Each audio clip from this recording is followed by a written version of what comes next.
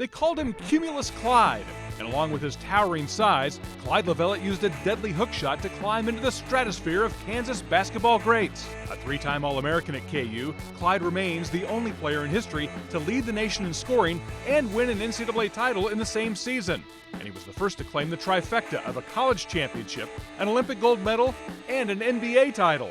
But for all of his accomplishments, Clyde Lovellette was, at times, a reluctant star. A small-town Indiana boy who shied away from the type of attention that his talent attracted. Despite his hesitation, Lovellette would eventually make his way from Terre Haute to Lawrence, Kansas. He would become one of the most celebrated of all KU legends. I think people would think that, oh, you're a high school star and you've got your pick of colleges, and I think people would probably assume that you would go to Indiana, or that would be your dream to go to Indiana. First of all, because of my own fault, I was not an academic genius, okay? And getting through high school was, or just get through high school. I had no aspiration of going any further to play ball anywhere else. India, I must have had gobs of offers, like you get them in the mail. Sure. And then, but Purdue, Indiana, Notre Dame, and Indiana State, and North Carolina State. And you weren't going to go? No. What I really wanted to do, and this might sound strange to kids now coming out of college because, well, completely different. I wanted to do what my dad did. Which was what? A railroader. He was an engineer on the railroad, and I wanted to follow Dad's footsteps because I thought he had a great life. I mean, we was middle class, maybe a little bit below, but we lived good. Dad brought home a great paycheck, and there was nothing that we wanted, nothing that we couldn't get. But I wanted to be a railroader. I wanted to sit on that engine, and on that steam engine, and run that engine. And so what changed? Well, what really changed was that I was going to go to Indiana. Branch McCracken was the head coach. And Leif, you got to remember that a kid in high school, and all of his coaches were from Indiana. My football coach from Indiana, my basketball coach, the track coach, the baseball coach, all from Indiana. So they assumed that I'm going to go to Indiana.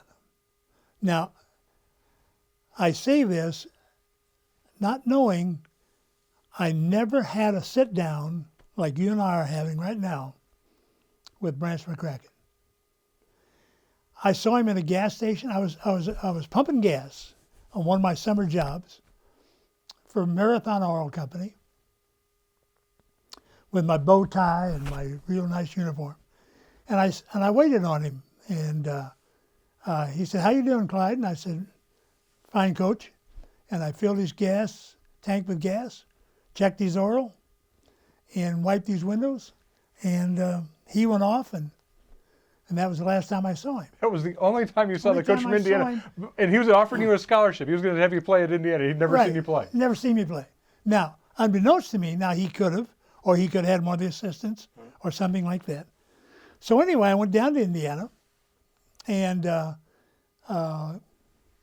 did what every other student does now. We go down and check your schedule and see where you're going to live and so forth. But then there was at that time, there was something like, close to 40,000 students at Indiana. And I just went down, not so much a basketball player, but just as another student.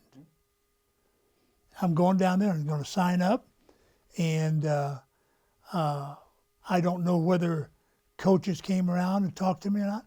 Can't remember that. But I just felt that was not a place for me. Now, I don't know why, but I was almost like Larry Bird, went down there and played for a while, and then he went to Indiana State. Right. But I came back home. I told him I was going back home to get some more clothing. Well, that was a lie because I wasn't going to come back. Then that's when Fogg decided to come and visit. And after he talked, he visited with me, and I blew him off. And but then he didn't let up. And I remember when he was coming to St. Louis to make a speech. And he said he was going to come over and see me, and for me to come over to see him. And I really didn't want to. So I sent my brother-in-law to St. Louis and to tell Fogg that I am going to Indiana. I'm not going to Kansas, or I'm not going to even talk to you about it. And Charlie went over on the train, and Fogg had this big, huge Cadillac at that time. And he said, "Get in the car, Charlie." And he postponed his speech at St. Louis. And he got in the car with Charlie, and he came to Terre Haute. Well, when he drove up in that Cadillac, I was sitting on the porch with my dad. And I said, "Now, Dad, I'm going in the house. Tell Fogg that I'm going to Indiana." Dad said, "Okay." Well, Dad not going to lie to Fogg, so when I went in the house and Fogg pulled up and got out of the car, he said, "Where's Clyde?" And my dad said, "He's in the house." So Fogg comes in the house. Well, I've already gone out the back door. Mom's sitting there, and he says, "Mr. Lovellette, where's Clyde?" And he's out in the garage. So she sent him out in the garage. And so I couldn't go any further. I could go downtown, but I didn't go any further. So we talked. And he said, and he didn't pressure me at all. He said, "All I want you to do, I just want you to come out, spend some time at Kansas. We'll bring you out on the train." And at that time, Dad had passes for all trains, so we didn't have cost him anything. But he said, "I just wanted to tell you one thing." He said, "If you would come to Kansas, we've got a group of kids from Kansas, and we only had 2 guys, one from Illinois and myself." He said, "If I could have a big man right in the middle," he says, "we're going to do 2 things. We're going to win the national championship, and we're going to go to the Olympics. And we're going to win the national championship. And if we get to the Olympics, we're going to win your gold medal." Coming up on KU Legends. And he shook my hand and held my hand. And he said, "You know, if you'd have went to Indiana, we'd have had 2 more championships. You let us down."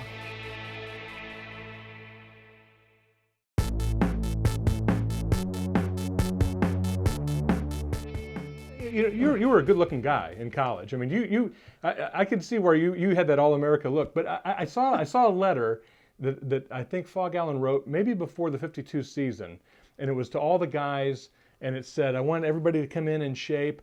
And I got to look at Lovellette, and it looked like he was holding a watermelon under his shirt. Do you remember the? Yeah. Do you remember the letter? Yeah. Was he just kind of trying to gig it there a little bit? No, or what? I always had a little pot right there, and I don't know what it was because I never thought I was fat, but and there's a picture at the championship in the locker room, and we're holding the trophy, and there I'm standing, looking at the trophy, and they're getting a shot this way, and there it is, sticking out there, and I thought, well, gosh, if I can win the championship with that little belly, he shouldn't be too hard on me. But he was worried about me staying in shape, and I think that's why he kept me at Kansas in the summer. Yeah. Right. He wanted to be sure that I could stay in shape. Yeah. In 1952, an Indiana-born Clyde Lovellette led a group made up of mostly Kansas natives to a 22-2 regular season record. The Jayhawks cruised through the NCAA tournament and earned a spot in the national finals against St. John's. Fogg Allen had promised a national championship and an Olympic gold medal. Now in his senior season, it was time for Clyde to make that prophecy come true. You scored, I think, the first point in that game, and you scored 33 total, and I don't think Kansas ever trailed in that game, though, did you? No. Once we got the lead, we just sailed on. Except I had trouble with Bob Zawalik, who was the center on St. John's, and he was really annoying me and doing things that was really irritating me. That Elbows. Yeah, all kinds of garbage. And I went over and talked to Fogg, and I told Fogg, I said, something's got to happen. I said, I'm going to have to punch him, or I'm going to have to do something. He said, Clyde, he said, after the game, you may do that if you wish. But he says, if you do that, you're going to be out of the game, and you'll be no use to us. Can you calm down? Can you drop it down a notch? And so I thought, well, yeah, I guess so. And so then we went on and won the game, and he pulled me out before the game was over. But you were up 41-27 at the half, 80-63 was the final score, and so you win this championship. Is it a feeling like Fogg told us we were going to do it, and that's what we did? In the locker room, it just came to pass that he predicted what was going to do, and we did it. And but it wasn't anything that we hollered and screamed, and it was just that we're supposed to win it, and we won it.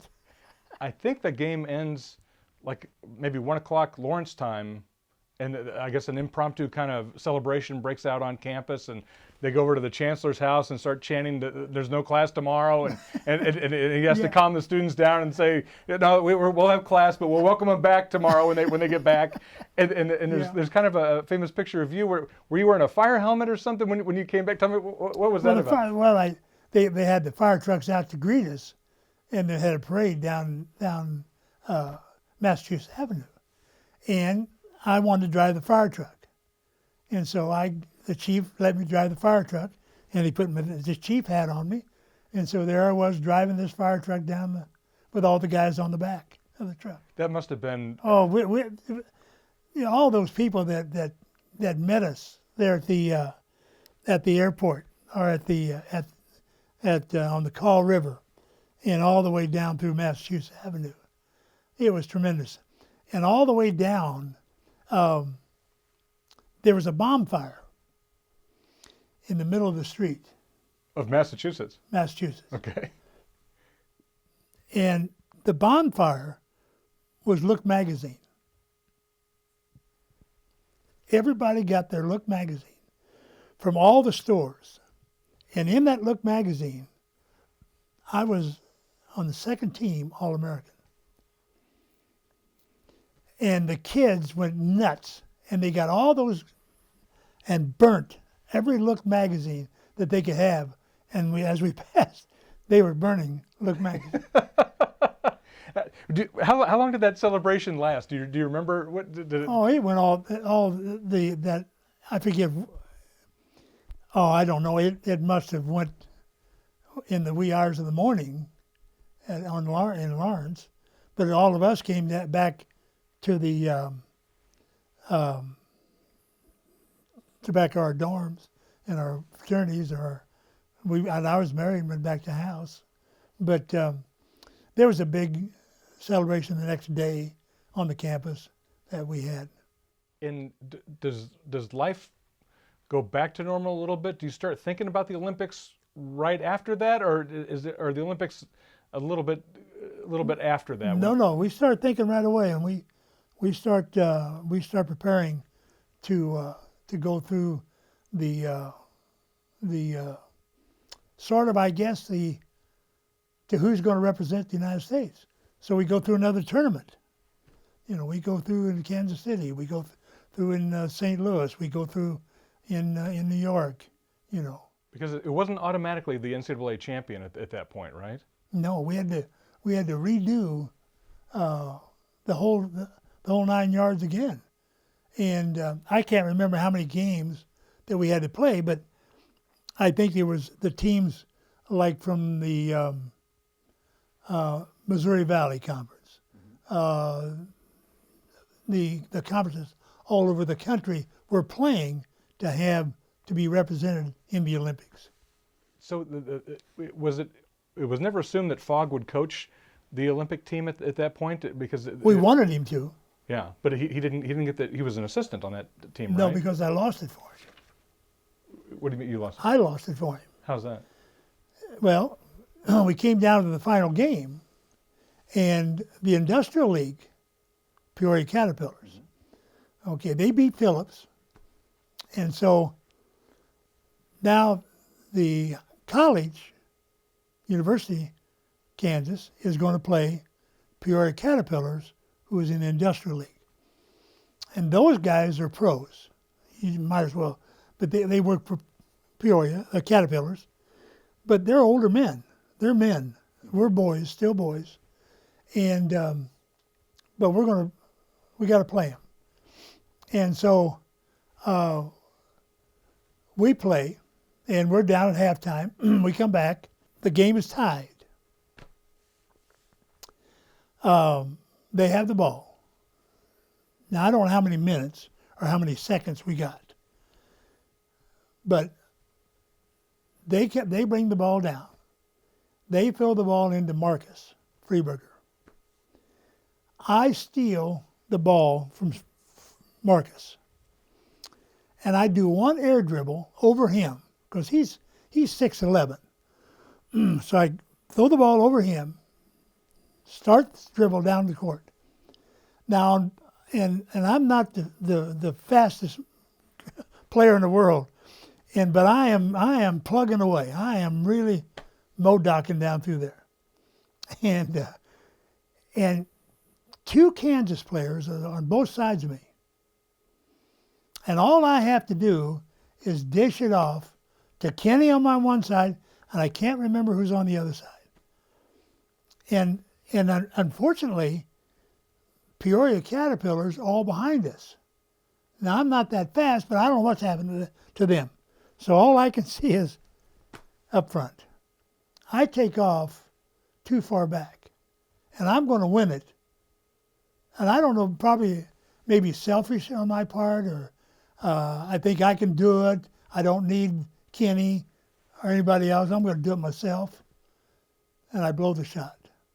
A layup? Layup. Well, it would have been a layup if I'd have took off close to the basket. But I took off, I think, free throw line, and I'm not that great a leaper. Couldn't dunk at the time. Couldn't dunk, but I wasn't that great a leaper anyway. But so I blew it. So unbeknownst to me, coming right behind me was Howie Williams. Howie Williams takes the ball off the board, dribbles down, and he gets about the half court. Then it's got to be seconds. And he fires that ball up, nothing but the bottom of the net. Well, you know, the dauber goes down, and I look like a wet dog and come towards the bench. And so Fogg now is the assistant, and Fred Womble is the head coach of the Olympic team. But they took probably seven Jayhawks. 7 Jayhawks. On that. That's how good that team was. Yes. They took 7 Jayhawks. They took 5 from Peoria and 2 from Phillips, Bob Kerwin and Wayne Glasgow. And that was our squad. Coming up on KU Legends. If you win the gold medal, you're winning it for state of Kansas and then the United States of America. And then that's something.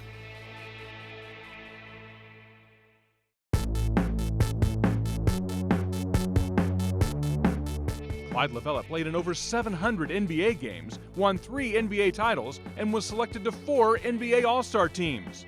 But if you talk to him, you'll quickly know Cumulus Clyde never ascended or soared higher than he did at KU. What do you remember about those guys, those other players on that team? Everybody will remember Dean Smith as a backup, a kind of a role player on that, Yes. on those teams that you were on. But was he destined to be a great coach? I think so, because he was the one that always worked the opponent for us. The varsity would be, we're playing Kansas State. Okay, he would be Kansas State. He would learn Kansas State's offense and their defense. And so then he would put it in with the reserves, Kansas reserves, as Kansas State. And he tried to beat the varsity. Mm-hmm. And he worked at all trying to beat the varsity to make us better ball players. And between him and Dick Harp, you could see that he really enjoyed doing that. What about the other guys on the Olympic team? What do you remember about those players and the contribution they made during that season? Those guys are almost like we don't see one another, but they're still like brothers Mm-hmm. on that team, and still closeness there. You don't have to be living in the same town to be close. And as far as all the ball players I played with or against, don't mean as much to me as Kansas. It's pretty emotional for you, isn't it? Yes, sir. Yep. Is that what made that team so special, that you were so close and able to pull together and come together under Fogg's plan? I think so. I don't know exactly how to explain it, but it's almost like a family that you have. And the players, they had their own careers, and they went their separate ways. Bill in the banking, and Bill in the oil company, and Kenny and John and Dean, and they worked for companies, and I did my own thing and trying to find your niche. All of you very successful, though. Well, I think I was probably the only one that could not find its niche right away when I came out of the pro ball, and had so many. I was a guy that money never mattered to me as far as making money. I always could provide for my family. And coming back to Terre Haute, we owned a home in Terre Haute for the longest time, ever since I was down at Phillips, and came back there and just started. And then now what am I going to do? I don't know. Went down for an interview down at WTHI radio and television. Went down there and had the interview, and they said John Kern, who was a sports guy, like you interviewed me, and he said, "What are you doing?" I said, "I'm not doing nothing. I just came back." And he said, "Well, what do you want to do?" And I said, "I don't know." He said, "Well, how would you like to be my color man on radio, TV?" I said, "Okay." He said, "All I can pay is $5 a game." I said, "Great, I'll take it." So $5 a game. Well, then before the season started, Chuck came to me, and he was the sales manager of radio. And he said, "Clyde, how would you like to sell radio time?" I said, I don't know much about it. So anyway, I said, "Sure." So I sold radio time, doing games. You were a sheriff for a time. Well, then I got... Did you ever see any action? Do you ever have to arrest anybody? Oh, gosh, yes. Then one more year, then the Republican Party came to me, and I'm a Republican, of course, and in a Democrat county is Vigo County in Terre Haute. Solid Democrat. And they wanted me to run. And they said, "Because of your name, I think we can win it." So I won it. So I was sheriff 4 years. Then I ran for re-election, got beat bad, because the Democrats all got together and they brought those people out of the graves. And voted, That's some extra voters, did they? Oh, you betcha. And so they remembered you didn't go to Indiana, yeah, right? They didn't like that either. Uh-huh. So I got beat, but then I went back to WTHI and worked there. Then I went into TV, and then after that I went to we raised cattle and in Indiana and in Illinois and Black Angus, and I enjoyed that. Got tired of that a little bit. Sold all the cattle and stayed on the farm a little bit. And you're still a basketball fan. Oh, yeah. Manchester is just right down the Manchester street. University. Yes, I enjoy You're a regular there, right?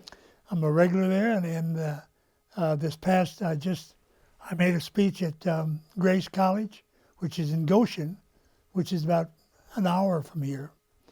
And the coach that when I was coaching at White's and teaching is still the coach at Grace College, which is a Christian college. And so I had a reacquaintance with him. And he took me over to we had the banquet in the gym. And he took me over to where the team sits. And he pointed to a seat. And he said, Clyde, he said, I'm going to put your name on that seat. I said, okay.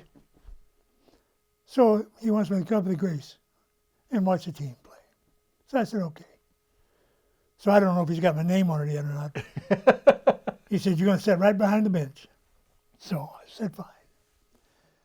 You win a national championship at KU, led the nation in scoring. You win a gold medal. You win multiple NBA championships. You were this close to winning a high school championship, undefeated. Right. What a basketball career you've had. I mean, I enjoyed it. Do you look back at that and just think, what a phenomenal stretch you had on the basketball court? I had a good life, and I always think about that. In hindsight's always better, and but if I'd applied myself to academically, and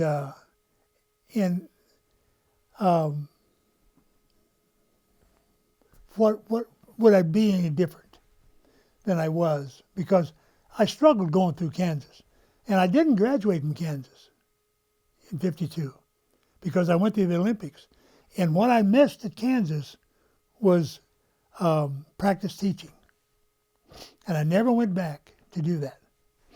And I always fault myself that why I didn't get that degree from Kansas. But I got a degree from Eastern Illinois University at Charleston, and then I got my master's at Ball State. So I could apply myself to do it, and I didn't do it out there, which was my fault, nobody else's. All those accomplishments, the Hall of Fames that you're in, and you wear that KU ring, you told Yes. me, probably more than any other. Oh, yes. Yeah. Yep. But this, that was the first championship ring Yeah. that I had.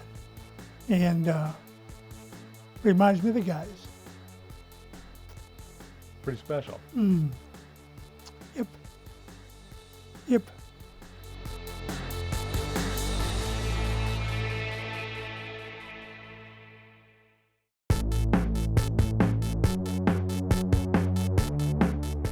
After some convincing, Fog Allen had lured Clyde Lovellette to KU's campus. There was some uneasiness at first, but eventually, Clyde felt right at home in Lawrence. He became a Sigma Chi, and he quickly became an All-American in 1950 and 51, averaging over 22 points per game. You are All-American a couple times there. Your parents must have been just thrilled the way your career had gone and what you were doing. Obviously it's got to be a big deal, but I mean, do you call home? Do you telegram home? Hey, Dad, I'm an All-American, or I led the nation in scoring this year. What do you think? Well, they kept track because the Lawrence Journal always sent papers, home. They always sent, or I sent home the paper, and would talk to Mom and Dad quite a bit. And Mom was out quite a bit. My dad was out quite a bit. My brother John was out quite a bit to Lawrence to see me play. And But it was never a big. You got to remember, Leif, when an Indiana boy leaves Indiana and goes west or goes anywhere and not play for Indiana, you got a target right on your back that they don't like you. Did you feel that? Oh, of course, I still do. Today? Today. Oh, of course. Living in Indiana? Living in Indiana. Oh, yeah. They didn't forgive you for going to even the Oh, career you gosh, had? no. Really? When I walked into White's school to start my teaching career, after my pro days, and after my sheriffing and all of the jobs that I had, and I'm old now. I'm coming to Wabash, Indiana to teach school, and I am now. I'm in my 40s, right? I walk in the school building, two guys down the hall, and they know the Clyde Lovellette's coming. They come up to me, both Indiana graduates and one Indiana State graduate, come up to me in the hallway, and I shook my hand, I put my hand out to shake their hand, and one was Chuck Gaither, and he shook my hand and held my hand. And he said, you know, if you'd have went to Indiana, we'd have had 2 more championships. You let us down. And the other guys were talking the same way. Wow. And now, and not joking. Yeah, Not joking. I get See, not joking. And I had several months to work with those guys before they would let me in to their little group. Wow. Well, I think KU fans are glad that you decided to go west. Well, I never doubted myself one bit about going to KU because I didn't feel that back in Indiana. I didn't feel that. I mean, I was an Indiana boy, born and bred in Indiana, but I didn't feel that I just wanted to play ball. And I didn't want to play down in Indiana because of so many people. And I wasn't really wined and dined from Indiana. I was just assuming you're going. And I didn't go. Oh, yeah. I could tell you stories and stories about people in Indiana that when time come for Clyde to be recognized, Indiana, he was put off until they just couldn't put me off anymore. The Indiana Hall of Fame. Yes, sure. Yeah. Indiana Hall of Fame was one. Very, very blatant. Does it take you a while to get over that? Oh, I haven't got over it yet. And I'm 85. Yeah, I don't worry about it. I mean, it hasn't made me any money, and you know, it's not that important. It's just the smallness. See, great ball players to me, whether they're from Indiana, Ohio, Kentucky, it doesn't make any difference. They're good ball players. And if the good ball players are great ball players, then they should be recognized. There's no question about where they went. Still to come on KU Legends. We had the same energy on a smaller scale as Allen Fieldhouse now with 15 or 20,000 people.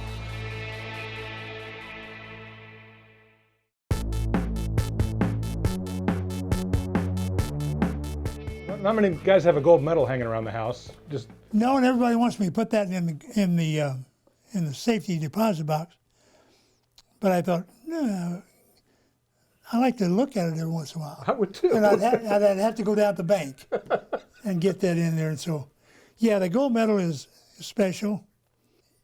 You know, you win it for Kansas, Fog, and then you win it for the state of Kansas, and then you for the United States. Yeah. That includes Indiana, right? Oh, yeah. Well, yeah. No, they take some pride in that one, no, did they? I sort of slice Indiana over here. He's out of the frame, you know. Yeah, it includes Indiana too.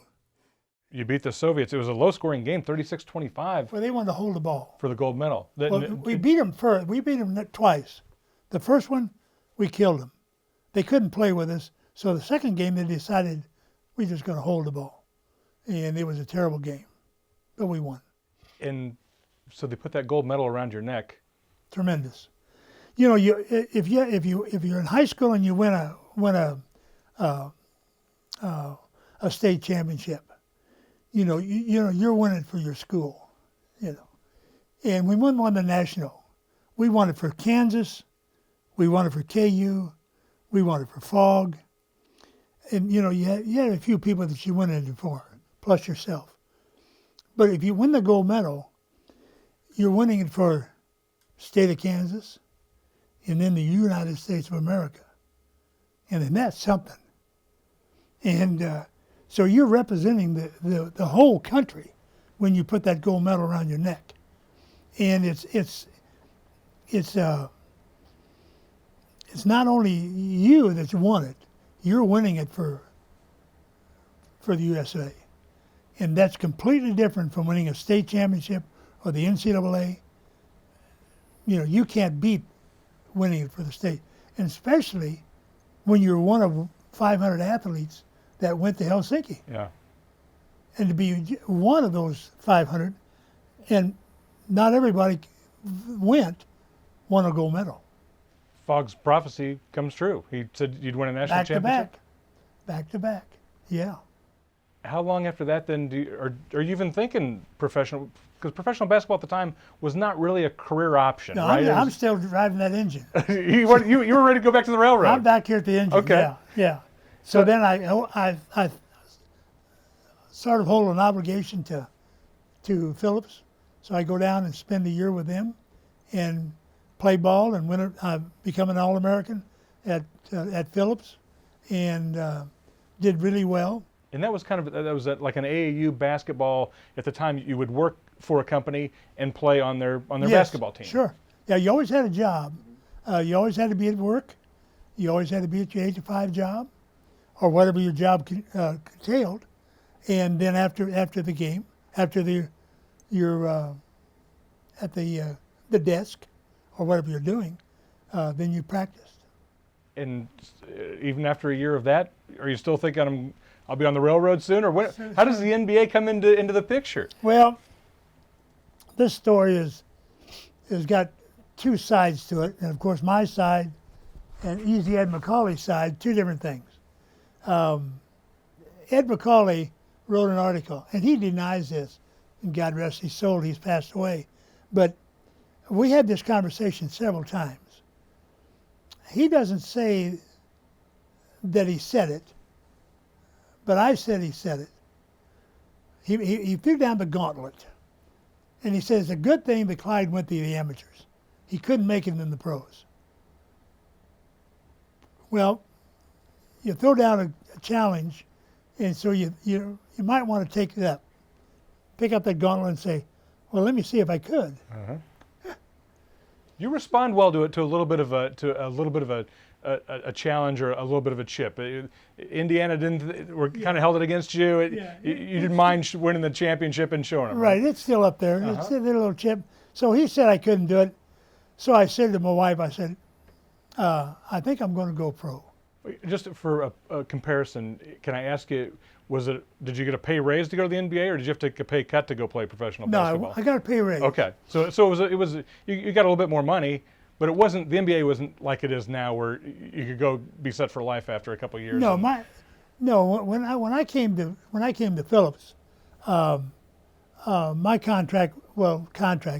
my job classification was $1,000 a month, $12,000 a year. Pretty good living though at the time. Right? At it coming out 52, yes. I think we had a good living, yes. And then when I went to the pros, $15,000. A month? $15,000 a year. Oh, okay. Yeah, if I got it for a month, that'd be great. Yeah, no, that was for the year, and of course they paid you in 6 months. Whatever the season was, that's what you got paid. Okay. So then you had to go out and get another job to supplement. I was always working second jobs. Still to come on KU Legends. Did you and Wilt Chamberlain tangle in '64? I hated him because he left Kansas. He did Kansas wrong.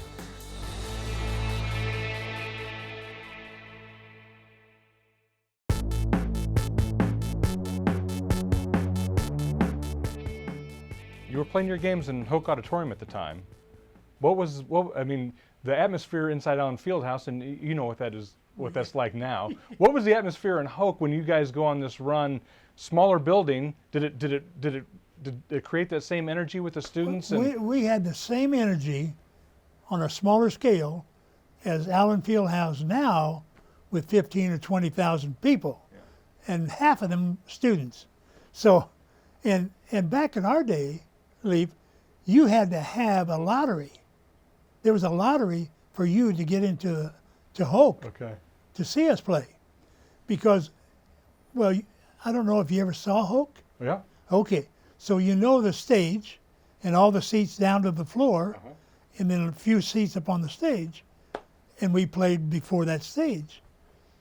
And so I don't know, I can't remember how many it would hold, but it was jammed to the ceiling, and it was great, and the enthusiasm, especially when we came through the door, and we had to dress in Robinson Gym, and between Robinson Gym and Hoke, pretty good little walk there, isn't it? Pretty good, yeah. It's a pretty good walk, especially in the rain, or the especially snow. in the snow.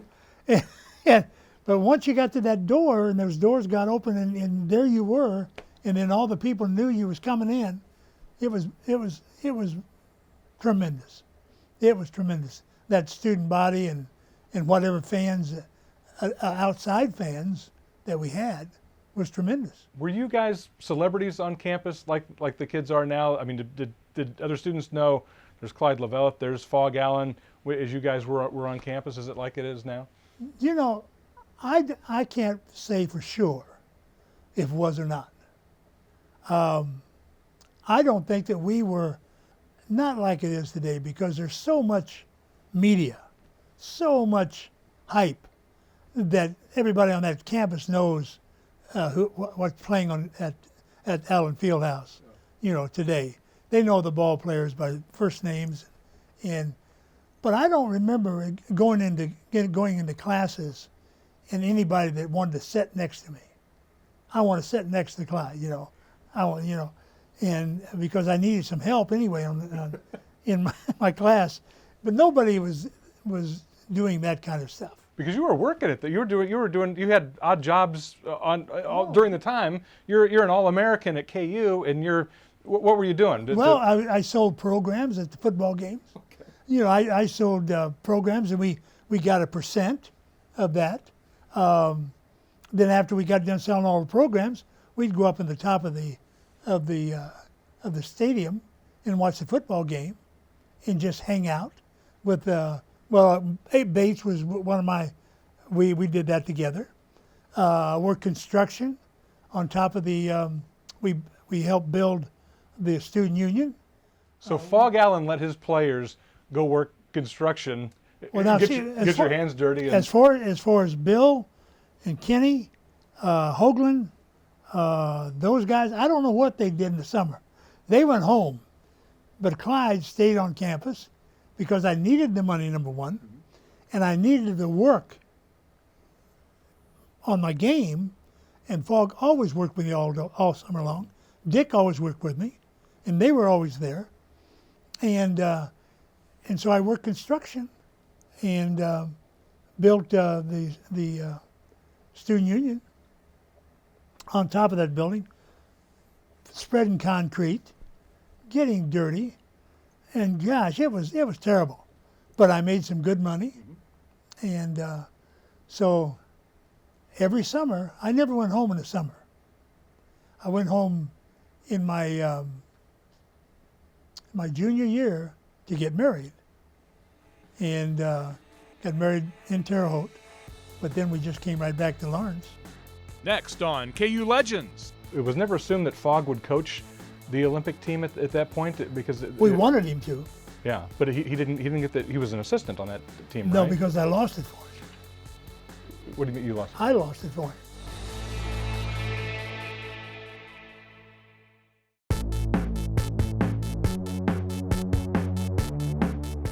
Well, you've got the rings out, and how many NBA championships? 3 NBA championships. Yeah, three NBA and two rings. And 2 rings. Now the Celtics, you win 2 championships with the Celtics. Great run with a great, one of the historic teams in all of sports. Yes. And so you get 1 championship ring with the Lakers. I thought you won 2 championships with the Lakers. We did. Or I mean, with the Celtics. With the Celtics. And of course, this is what I don't understand. And of course, I'm too old now to worry about it. But when we received that, Auerbach came up to me, and he said, "Clyde," he said, "I'm only going to give you 1 ring, and if we win again, you're only going to get 1 ring." So I got 1 ring, and we won that one in 1963, and so he won in '64, and I didn't get a ring, and I got a plaque that said we was world champions. And I thought that was kind of cheap.